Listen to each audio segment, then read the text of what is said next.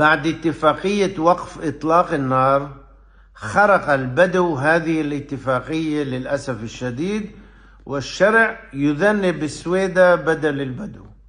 هذا معناه إنه نحن موجودين في محنة، بس ربنا بيعرف وين بتخلص.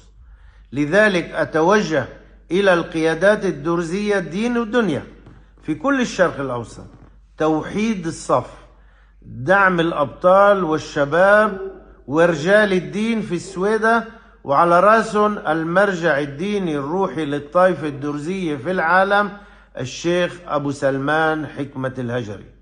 نحن بحاجة لسلاح في كل بيت لحفظ العرض والدين والعرض.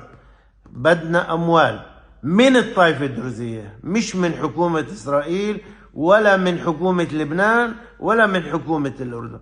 نحن بحاجة للوقف يوجهوه للشيخ أبو سلمان، لأنه ما وصل حتى من التبرعات كلها لليوم شيء لأبو سلمان.